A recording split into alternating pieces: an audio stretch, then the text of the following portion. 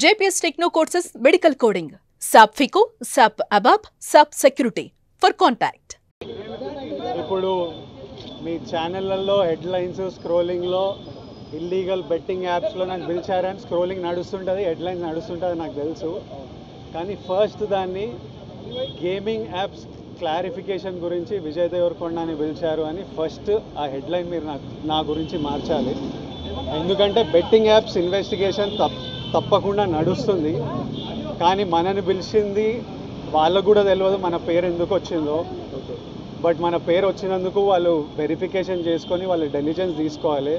మనం చేసింది గేమింగ్ యాప్స్కి ఎండోర్స్మెంట్. గేమింగ్ యాప్కి బెట్టింగ్ యాప్కి అసలు సంబంధమే లేదు. గేమింగ్ యాప్స్ అనేటివి completely legal, recognised by the government, licensed as a business. వాళ్ళకి జిఎస్టీలు, టీడీఎస్లు, కంపెనీలు, it's fully registered, recognised by supreme court and various state governments. అది గేమింగ్ యాప్. అటువంటిది A23. ఇప్పుడు క్విక్గా డౌట్ ఉన్న వాళ్ళకి క్విక్గా మీరు గూగుల్లోకి వెళ్ళి టాప్ గేమింగ్ యాప్స్ అని కొడితే కొన్ని వస్తాయి. A23తో సహా My11 సర్కిల్, Dream11, NPL, జుపీ ఇట్లాంటివి కొన్ని వస్తాయి.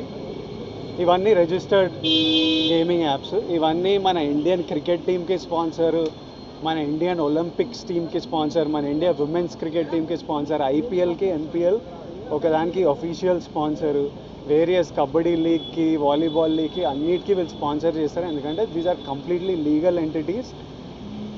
ఇండియన్ ఒలింపిక్స్ టీమ్కి స్పాన్సర్ చేయాలంటే లీగల్ ఉండాలా వద్దా? సో ఫస్ట్ ఆఫ్ ఆల్ ఈ గేమింగ్ యాప్స్ని, ఇల్లీగల్ బెట్టింగ్ యాప్స్ని మీరు సపరేట్ చేయాలి. అది జర్నలిస్ట్గా మీ రెస్పాన్సిబిలిటీ.